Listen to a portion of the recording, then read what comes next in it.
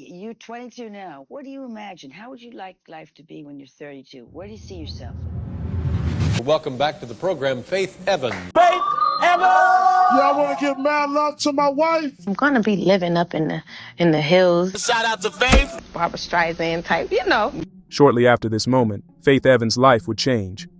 Some for the better, The Los Angeles Police Department some for the worse. continues to investigate the murder of the Notorious B.I.G. She wasn't expecting all this, really. You started singing when you were 2. I want to hear about that. Oh boy. I remember I was in front of my church congregation and I was singing the song from the Flintstones that Pebbles used to sing. And I sang that song in front of the church when I was about 2 years old. And I just remember, vaguely remember singing it. And then I remember, running off crying because I was so shy and nervous. Some people grow up dreaming of stardom, the bright lights, the glamour, the thrill of the red carpet beneath their feet. Faith wasn't one of them. I was born in Lakeland, Florida. My mom actually was the only black singer in this white pop country folk band. June 10th, 1973, Lakeland, Florida. A baby girl is born with music already in her blood. Her mother, an 18-year-old singer with dreams bigger than the city, and her father, a musician, possibly of Italian descent, gone before she ever had the chance to know him, leaving Helene Evans to raise Faith on her own. Oh, you black and Italian. That's what I heard. I've never even seen a photo of my biological father. I don't know what he looks like. I just always heard that he was white and that his family didn't want him to have a child with a black woman. We had some cousins that relocated to New Jersey. My mom was in 12th grade. She was finishing up high school, and they begged her to let them take me back until she finished school. So at just 6 months old, Faith moved up north with her cousins, who she'd refer to as her grandparents in the press. Her mother would come along eventually and moved in next door. She'd eventually ask for Faith to come live with her, but she didn't want to. Is that the house of Johnny May and Orville Kennedy? Yes. 11 Grumman Avenue. They used to call us the Grumman Avenue crew. And I think when I was around the age of 5, May and Bob, they started raising foster children. Ultimately, I think they would end up raising over 100 foster children. By the time Faith was in elementary school, the Kennedys would start bringing in foster children. But they ran a tight ship. For one, there was no secular music allowed in the house, except for on TV. My initial audience was in church. The first song I actually sang when I was 3 was a song from the Flintstones. So let the sun shine. I remember that song, yeah. That was the first song I ever learned. How deep does the influence of gospel music go for you? Well, that was my very first influence. So my very first musical influences were the Clark Sisters. I'm addicted to God's word. I'm a drunker because I get drunk in the spirit. They always told me, you can't sing secular music. I always had a gift, though. I mean, and I never knew where that would take me. At 14, Faith joined a gospel group named the Spiritual Uplifters. The woman who put the group together, an evangelist named Sister Wilson, had some connections, and eventually was able to land Faith and her friends a role in KRS-One's You Must Learn video. I used to get whoopings for sneaking out the window to go to the studio in the Bronx before I was of age to really be doing it. Her and the group were continuing to record and do shows around the city when Sister Wilson introduced them to Ty Max, a producer who had his own studio. She began to sneak there, learning the technicalities of production, and eventually realized she needed to leave the group to do the music she really wanted.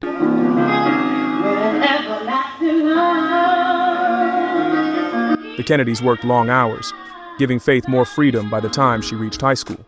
With that freedom came new experiences, especially with boys. She had a puppy-love relationship with her friend Roz's brother Reggie, who in a few years was known to the world as Redman.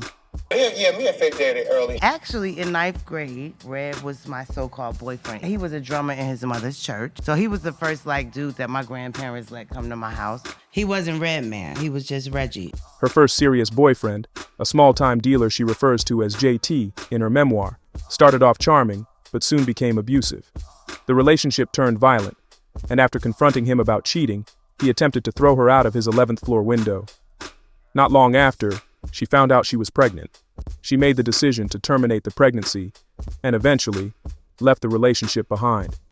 Music business. You can't get much hotter than Teddy Riley, the producer, written behind, Keith Sweat, I Wanna, and just got paid by Johnny Kemp. All right? And now Teddy's put together his own band. It was 1989, and Faith was just 16 when Tyrone set her up with an audition with Teddy Riley. Nothing came of it. Teddy already had a female artist named Tammy Lucas, but Faith didn't dwell on it. She kept performing around the city, and through entertainment attorney Stuart Levy, she landed a gig singing background vocals for the group High Five. For her first session, she went to Manhattan alone, recorded her parts, and walked away with $600. To her, it wasn't a big deal, just another step forward. It's not like I dreamt of being this lead singer or a R&B diva. I just love music, and I didn't know where it was going to take me.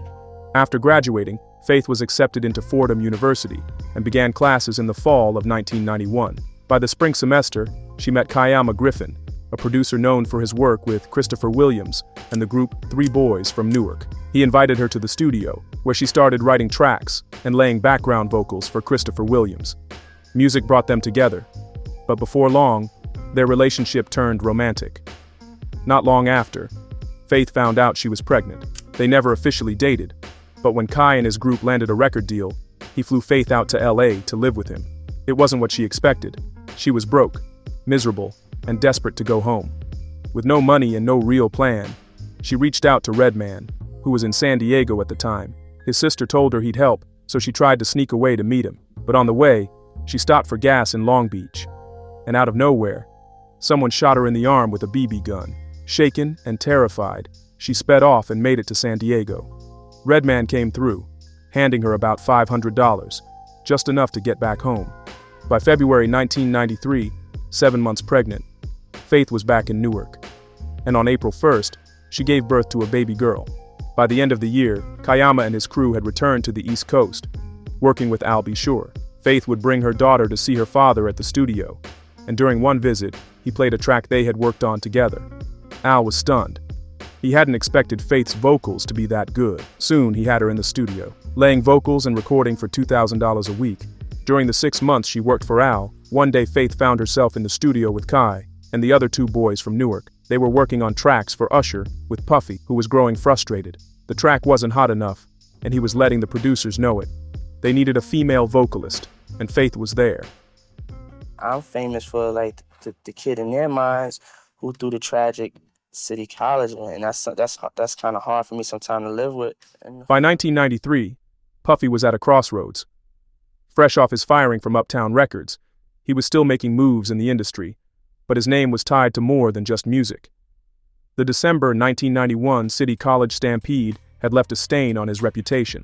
It happened at a celebrity basketball game he and Heavy D promoted at the college's New York campus. Nearly 5,000 people tried to force their way into a gym that could barely hold half that number. The stairwell became a trap as the crowd surged forward, leading to a crush that claimed 9 lives. Some blamed overselling, others pointed to poor security. But in the end, no official charges were filed. Determined to move forward, Puffy wasn't slowing down. He had plans for his own label, and during a session for Usher's debut album, Kai's group found themselves in the studio with him, frustrated, demanding, looking for something to make the tracks work. Faith stepped into the booth and started singing. The moment her voice came through the speakers, everything stopped. Even Puff, the frustration, the complaints about the track, it all faded. When she finished, he was locked in.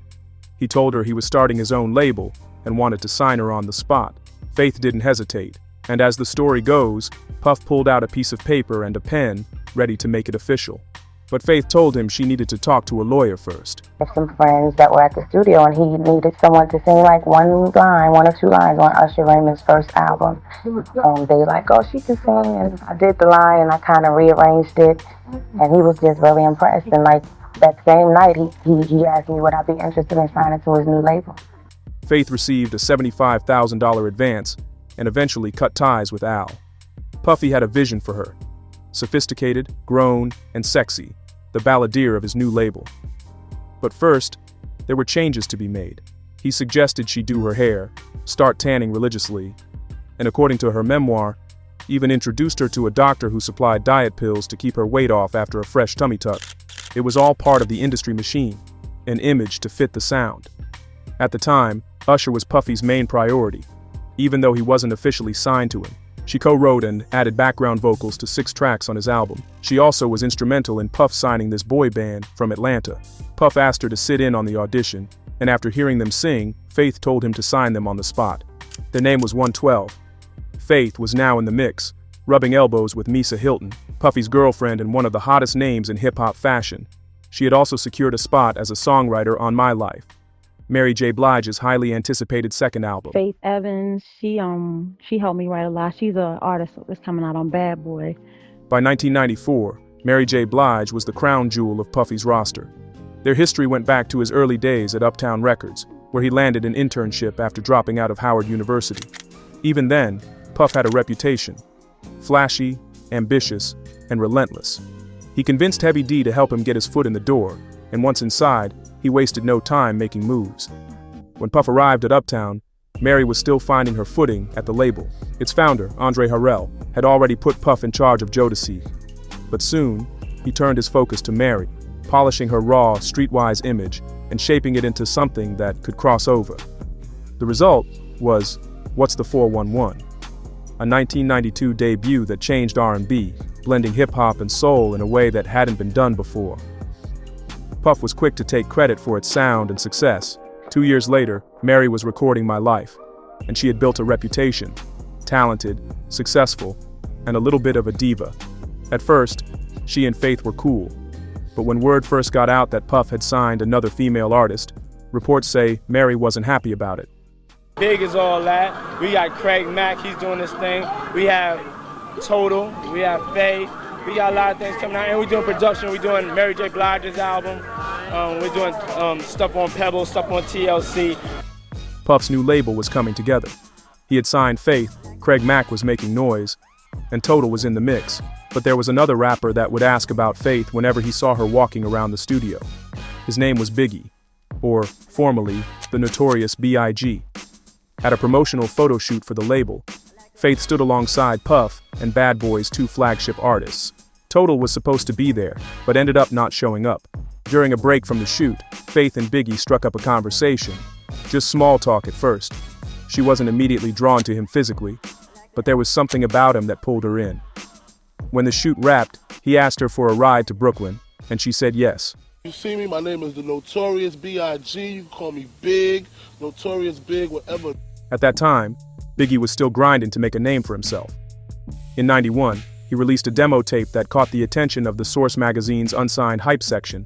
That buzz got Puff's attention, who then tapped him to feature on Mary's Real Love remix and secured him a deal with Uptown Records. In 1993, he dropped his first solo single, Party and Bull, which started gaining traction. But just as things were picking up, Puff was fired from Uptown. Biggie followed him to Bad Boy, betting on Puff's vision for the label. With his debut album in the works, he was determined to prove he was more than just another rapper. He was ready to take over. When I first met Big, I thought he was definitely very funny. He just made me feel special, and that he wanted to be around me all the time. After the shoot, Biggie and Faith were inseparable. They would hang out, eat, and smoke, and suddenly realized they had deep feelings for one another. In Vibe magazine, Biggie claimed they had only known each other for 8 days before getting married. But in Faith's memoir, the timeline stretches a little longer, about 2 months. Still fast, but not quite the whirlwind legend suggests. Either way, on August 4th, 1994, they made it official. No grand celebration, no elaborate plans, just a marriage license, a quick ceremony, then a trip to get French fries.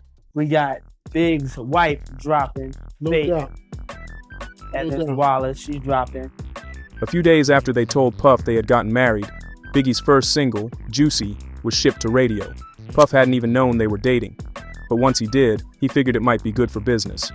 You see, he was all about images. Faith was the grown and sexy balladeer, Total were the bad girls. Craig Mack was Bad Boy's first star, and Biggie was the hustler-turned-ladies man. It wouldn't hurt to have a chick on his arm. I used to think it would be a bad thing, because people always introduce me as Biggie's wife. And not that I mind, I am his wife. I'm not ashamed of it, but I don't know if you've heard it, but there was a rumor that it was a publicity thing and label got it together. But so that kind of made me start feeling like, well, I don't even want them to associate us together. But that's crazy. You know, I love him. He loves me. We know, we didn't even know we were married. Nobody knew. On September 13th, 1994, just a month after they were married, Biggie's debut album, Ready to Die, was released. His career was taking off, but Faith's hadn't even begun. She had yet to start working on her own music. And while their relationship had just begun, the cracks were already starting to show. The arguments escalated, and at one point, Big cut up all the clothes in Faith's closet. On November 30th, while at their apartment in Brooklyn, Faith got a call from Biggie. His friend Tupac had just been shot at Quad Studios in New York. At the time, Tupac was in the middle of a legal battle, facing charges for assaulting a woman. With the jury in deliberations, he had gone to Quad that night to lay down a verse for $7,000, money he needed to cover his legal fees. But as he approached the building, he was ambushed. 3 men robbed him and shot him multiple times before leaving him for dead. Tupac and Big weren't best friends, but they were cool. They had spent time together, performed together, and respected each other's talent. But that night at Quad Studios changed everything. Big and Puff were in the building when it happened, and in the days that followed, speculation took over. What started as a friendship would soon turn into one of the most infamous rivalries in hip-hop history. I would be mad when half of New York, half of the major New York rappers, or they managers, or they agents, or they somebody was there when I got shot, and nobody couldn't give me no information. Just study that. If you're gonna act like you a gangster or a G or the king of New York, I'm gonna expect that. And when you don't come through, then I'm gonna want to crush your empire, and that's what it's time for. Faith was still in the mix, but maybe a little too much. According to her memoir, at the Big Papa video shoot, Puffy stormed up to her, clearly angry. In front of everyone, he told her she needed to mind her business. Faith had been talking to Misa Hilton, who confided in her about problems in her relationship with Puff. But when he found out, he wasn't having it. He embarrassed Faith on the spot, accusing her of putting thoughts in Misa's head. But looking back, we can all guess what that was probably really about. So I just made sure I took all my peoples with me, man. No extra friends, JM, that's it. Meanwhile, Big was also focused on building up his crew, Junior Mafia. The breakout star was a 4'11" firecracker from Brooklyn named Kimberly Jones, better known as Lil Kim. What's up, y'all? This is Lil Kim, Queen Bee. Before the world knew her, she was just Kim, a teenage girl from Brooklyn trying to survive. Big met her before Faith was in the picture. They started seeing each other, and Big took her under his wing, helping shape her into an artist. By the time Junior Mafia was put together, Kim was already Biggie's girl. And even after things got complicated, after Faith came into the picture, Kim's loyalty to Big never wavered, even if he was married. The first time Faith saw Kim was at the Big Papa video shoot. She didn't think much of her, just another artist in Big's circle. When she would visit him on the road, he'd even encourage her to hang out with Kim, suggesting she take her shopping or to the gym. Faith never suspected anything between them. From what she saw, Biggie didn't even treat Kim well. He constantly reminded her she could be replaced by Inga, and disrespected her in public often. To Faith, it seemed like just another artist-mentor dynamic, nothing more. But of course, that wasn't the case. Either way, Faith knew he was cheating, just not with Kim. One day, her suspicions got the best of her. One of the stories is that you called him, you guys were in separate places, separate states or something, and he was working somewhere, and you called his hotel room, and a strange woman's voice answered late. And the next thing that happened was you got on a plane, flew straight down there, the door open, you socked her, knocked her down, walked off, went back to the airport. That's true? Yes, 100%. That's it. Their relationship was messy, but despite it all, she still got a tattoo on her chest with B.I.G. stamped across it. At the same time, she was stepping into her own as an artist. She knew You Used to Love Me was a hit the moment she recorded it, and Soon As I Get Home was inspired by what she wished Big would say to her about always being away. I see y'all ladies out there representing for me too. I can't get my song away from you,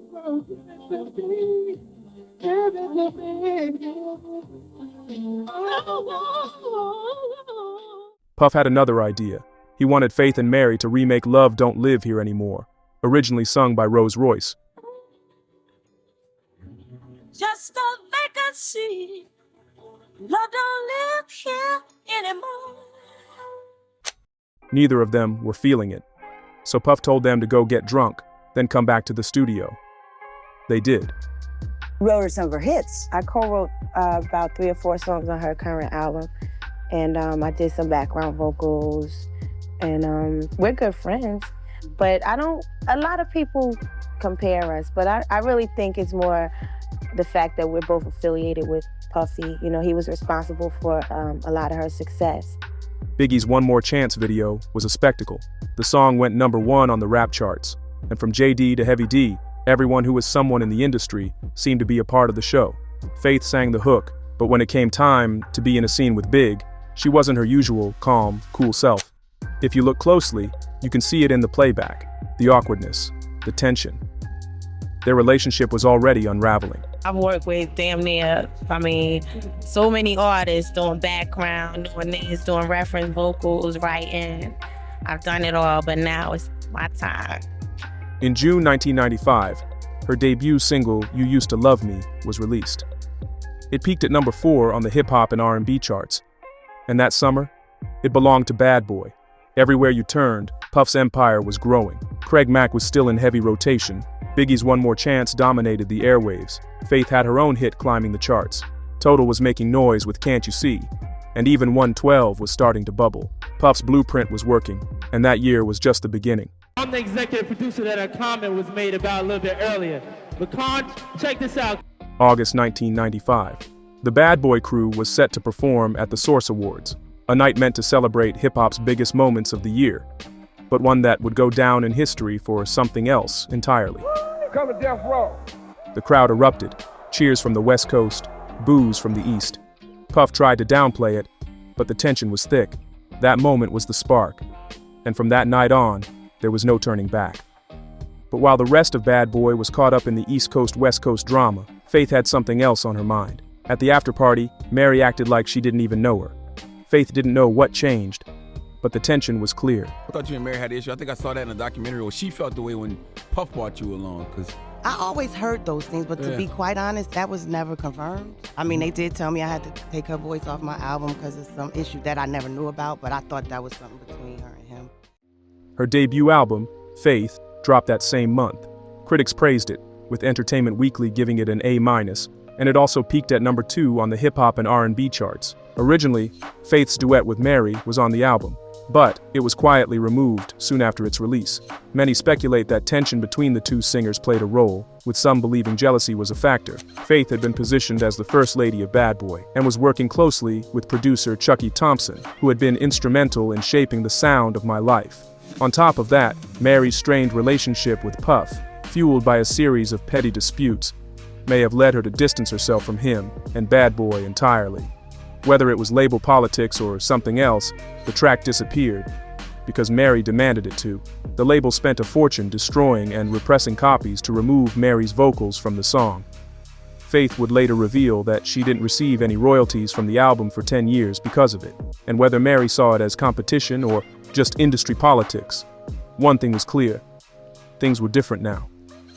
The next song, I was working with someone I had never, but it felt like I had worked with her, I don't know, many times before, because she just was so good. And this is one that Whitney and I, we talked about it, and she was like such a big fan of this girl. She said her voice, it just moves me. She's so smooth, and she just... Faith was picked by Babyface and Newark's own Whitney Houston to contribute to the all-female Waiting to Exhale soundtrack.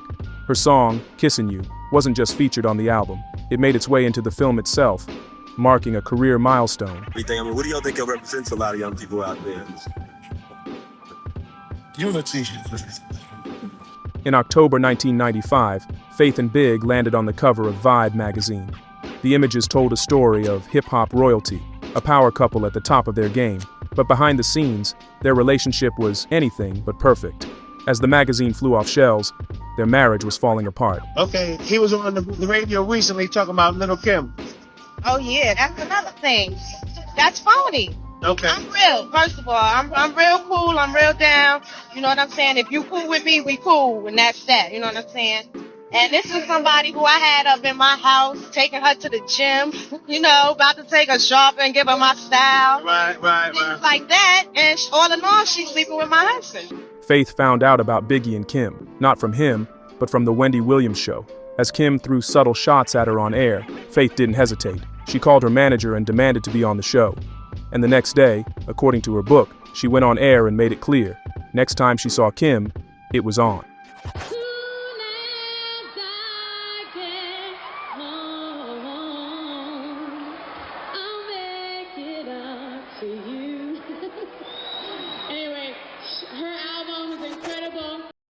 Situation with me and Tupac, there really never was a situation. I mean, we met. He was really nice. He asked me to work on his album. He told me he could get it approved or whatever, get clearance from the label. And then I found out that he probably couldn't. Then I come back home and the first thing I hear it has nothing to do with his record is that me and him were like involved or whatever. That's not true at all. Faith had been in LA for recording and songwriting sessions, and was out one night when someone told her Tupac wanted to meet her. Big had told her that even though Pac was going at him in the press, he was a cool dude. When they connected, he told her he loved her music and wanted to collaborate. Faith wasn't against it, but she made it clear in her memoir she'd only do it for $25,000.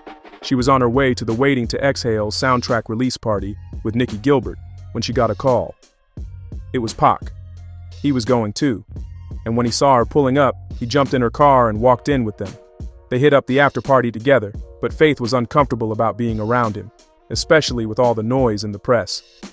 A couple days later, when Faith needed a ride to the studio, Pac personally picked her up, in a convertible. It was clear, he wanted them to be seen together. But when they finally got to the studio to do that song he requested, the energy was off. The track he wanted her to sing on wasn't good, and something about the situation felt wrong. Still, she laid down her vocals. But when she asked for her check, that's when she realized she had been set up. He told me that his manager was going to bring the check to his room. We could drive to the hotel, wait for him, or I could get it from him tomorrow. And I was like, no, I can go. We can go get it. She wanted to stay in the lobby to get the check, but Pac insisted she come up to his hotel room. Him kind of breaking on me, saying I gotta to get my check. Pac started antagonizing her, making it clear he wasn't planning to pay up. Not in cash, at least. Now, there are many people who question the validity of Faith's story. Come on, who didn't know Pac wasn't in death row and out of jail? She said she didn't know. So when she says that, it makes us look kind of suspicious. But only two people really know what happened between them. Oh yeah, it took a while, man, because once you got that much love in the studio, hey, it take a while to get it down on wax. So me and her took a while. Word spread through the media that Faith and Tupac were having an affair. She became tabloid fodder, a punchline in the growing East Coast-West Coast war. The New York Times published an article in which Tupac alleged that Faith was even buying him clothes and gifts. Given the publication's credibility, many people took the claim at face value. Biggie was furious. He was so angry then, grabbing on me, like he was enraged. Mary said she don't want to speak on it, and I respect that, and it's cool, because, we like that. But Biggie, the Get Money video, what's the deal? Ain't no deal. There ain't no deal to it, man. It's just a video, man. Junior Mafia's latest single, Get Money, was everywhere. But when the music video dropped in January 1996, Faith couldn't ignore the message. Biggie's new love interest, Charlie Baltimore, played what was clearly meant to be a version of her. It wasn't subtle. It wasn't just music. It was blatant disrespect, right in front of the world. And to make it worse, Mary was in the video too. Looking back, it was kinda corny on all sides. Gold. Now the former Mary J. Blige background singer has another hit on her hands with her second cut, Soon As I Get Home. But while Faith's career is on target, rumors have been floating around that her year-long marriage to rapper Notorious B.I.G. is on shaky ground. Unlike the other new bad boy artists, Faith refused to go on tour for free. She had 2 gold singles under her belt, and Biggie was getting paid, so why shouldn't she? But Puff wasn't budging, and Faith stood her ground. She wouldn't go without a check. It was a decision that may have cost her bigger opportunities. While the rest of Bad Boy was hitting major markets, she was doing one-off shows wherever she could. But one of those shows, down in New Orleans, led to an encounter that's still a mystery. Faith has stayed tight-lipped about it. only revealing that she met and began an intimate relationship with an NBA player that night. They were both married, and to this day, rumors have swirled, but nobody really knows who it was. Are we still married? Yeah, we still married.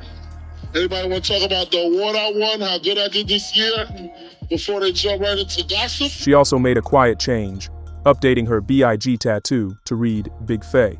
Their marriage was rocky, but it wasn't completely over. And then, not long after, she found out she was pregnant. Big was doing his own thing, still involved with Charlie, Kim, and a slew of other women. But despite his complicated love life, he was genuinely happy about welcoming another child into the world. However, in the media, Biggie continued taking shots at Faith. On Jay-Z's debut album, on the track Brooklyn's Finest, Biggie threw a jab aimed directly at her, saying, "If Faye have kids, she'll probably have Tupac's."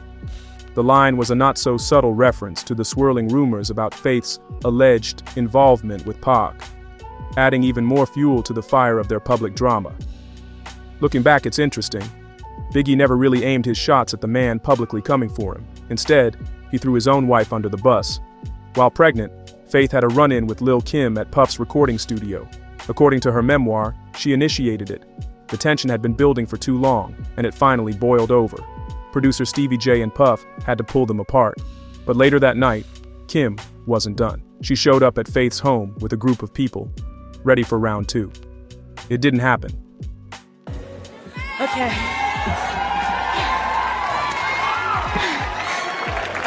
I gotta catch my breath. The last time, I really was bugging because I really cannot believe that I'm up here, but... Faith was nominated for a Lady of Soul Award, recognition for her success, despite everything going on. But Puff wasn't supportive. He refused to help her attend the show, saying it wasn't appropriate for her to be there while pregnant. Even though Soon As I Get Home was climbing the charts, Bad Boy had no plans to further push the album. So she paid her own way. Trouble-plagued rapper and actor Tupac Shakur is dead at the age of 25, just about a week after sustaining 4 bullet wounds last Saturday night in Las Vegas. About a month before Faith's due date, Tupac was shot and killed in Las Vegas. Biggie was distraught. Even though he and Faith weren't together anymore, he would still call her venting. The weight of everything that was happening around him was all starting to close in. Meanwhile, Faith had been spending time with producer Todd Rusaw. Their connection began after he stepped in during a heated studio altercation when another producer shorted Faith on her money. Then on October 29, 1996, Faith gave birth to her and Biggie's son, Christopher Jordan Wallace. Big was by her side in a wheelchair after he got into a car accident with Charlie Baltimore and Lil C's. Big and Faith weren't on great terms after their son's birth. They tried to reconcile, and Big invited her and the kids to spend Christmas Day together.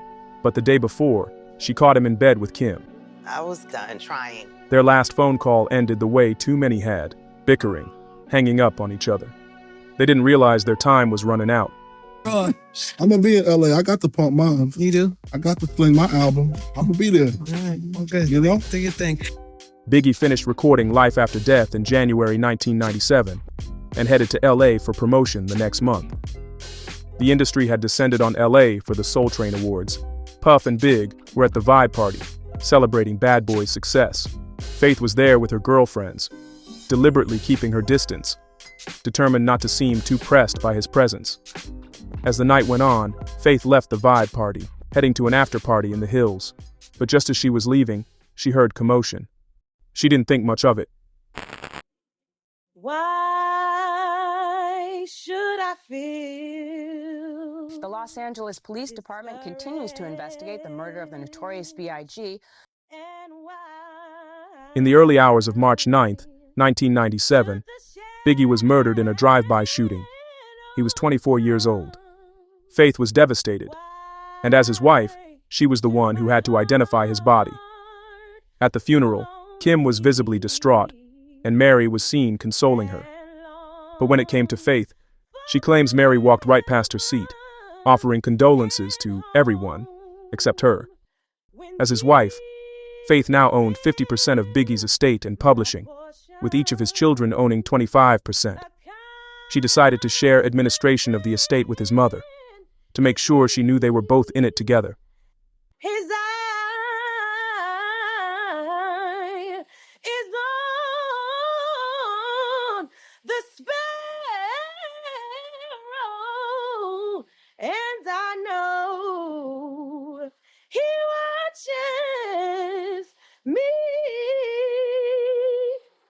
A few weeks after Biggie's death, Faith got an unexpected call. Whitney Houston. She reached out to offer her condolences and invited Faith out for a night on the town. Maybe Whitney knew exactly what Faith needed in that moment.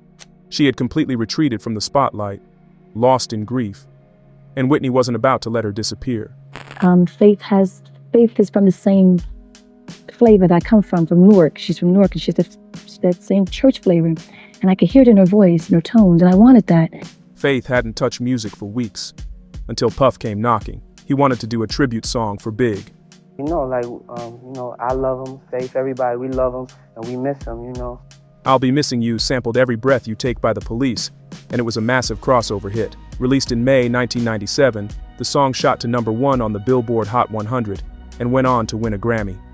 They performed it at the VMAs, but Faith had reservations. Biggie had only been gone for a few months. It didn't feel right. In her memoir, she recalled Puff screaming at her to get her on that stage. She knew she could have said no. But with Puff, saying no never felt like an option. After Big's death, no one at the label really vouched for her. She didn't feel supported as an artist anymore. And Puff was too busy trying to be a rapper. So when she won that Grammy, she didn't even bother showing up. The whole pain that comes with such a tragedy is never gonna just fade away. I mean, I have to deal with that every day. I look at my son, and he looks just like his father, so I automatically think of him. But I mean, it's just a fact of life that I have to be here. I have to live on. By the end of 1997, Faith and Todd had officially started dating, and not long after, she was pregnant with another son. Her second album, Keep the Faith, was released on October 27th of '98. It outperformed her first album, peaking at #6 on the Billboard 200 and earning another A- from Entertainment Weekly. The lead single, Love Like This, became a staple, peaking at #2 on the hip-hop and R&B charts. To support it, she hit the road for an 18-week theater tour with Drew Hill and Total. I'm doing my best to break it in. That December, she scored another hit, this time alongside Whitney Houston and Kelly Price. Heartbreak Hotel topped the charts, giving Faith a much-needed push, something she thought her own label wasn't willing to do. Faith's frustrations with the label were growing. She felt unsupported. The promotion wasn't there, and Bad Boy's priorities had shifted. She married Todd that year, and they welcomed their son. The new album, Faithfully, will be out November 6th, and I hope that all you Faith fans support that one. And tell a friend. Her third album, Faithfully, was released in 2001, and it peaked at #2 on the R&B charts. The second single, I Love You, co-written by none other than Jennifer Lopez, hit #2 on the R&B charts and cracked the Hot 100 at #14. By 2003, she had moved into film, co-starring in The Fighting Temptations. The gospel-infused comedy grossed $32 million at the box office. 4 months after the movie's release, she officially left Bad Boy. But things took a turn in June 2004, when she and Todd were arrested for drug possession in Hapeville, Georgia. 20-year-old singer and her husband, record executive Todd Rusaw, walked out of the Fulton County Jail this afternoon. To avoid prosecution, the couple agreed to complete 13 weeks of rehab. It was a new chapter in her life, but not the kind she had planned for. Cause y'all know a sister like me done been through some things. But you know, I truly believe that it's all about just being able to come up out of it, you know? In April 2005, she released her first album on Capitol Records, The First Lady. The album debuted at #1 on the hip-hop and R&B charts, and #2 on the Billboard 200, marking a successful transition away from Bad Boy. Entertainment Weekly gave it a B+, and the album sold 157,000 copies its first week, the best of her career. In 2007, she released A Faithful Christmas, a holiday album. That same year, she welcomed another son, making her a mother of 4. By 2010, she was taking control of her career, launching her own label imprint, Prolific Music Group. That October, she released her 5th studio album, Something About Faith, which peaked at #15. But just 2 months before its release, she was arrested for drunk driving in California, adding another rough chapter to her story. In 2011, she and Todd quietly divorced, keeping things private for the sake of their kids. The following year, she stepped into television, co-executive producing R&B Divas, a reality show that highlighted veteran R&B songstresses. It became a hit for TV1, But by season 2, Faith had enough. It had turned messy, and she wanted out. In 2014, she dropped her 7th album, Incomparable, which charted at number 17 on the independent albums chart. The King and I will be released May 19th, and it is a collaboration album with myself and the late great Notorious B.I.G, with a couple of features from some friends. In 2017, she released The King and I, a posthumous collaborative album with Biggie, part tribute, part reimagining of his legacy through her lens. The album included collabs with Lil C's, Jadakiss, and even Kim. She matched his wits and earned her respect. She went toe-to-toe with him. Sometimes she went toe-to-toe with me. Hello. But it was in 2018 that she really shocked people. In a twist no one saw coming, she married producer and reality TV star Stevie J. Their history ran deep. Stevie was one of Bad Boy's in-house hitmakers back in the 90s, working on some of Faith's biggest songs. But their relationship wasn't exactly smooth. In 2020, Faith was arrested for domestic assault, though the charges were later dropped. By 2021, their marriage was over. That same year, the First Lady made a surprise appearance on The Masked Singer, making it all the way to the Group A finals. Even after all the ups and downs, Faith was still standing, still singing, still proving why she was in a league of her own. I know I'm gonna be okay. So too. It's been 30 years since Faith Evans first stepped onto the scene with her debut album, a voice that could soothe, cut deep, and tell stories of love and heartbreak like no other. Through the triumphs and tragedies, the fame and the fallout, she has endured. Her legacy woven into the very fabric of R&B, proving, in every sense, that sometimes you just gotta have faith.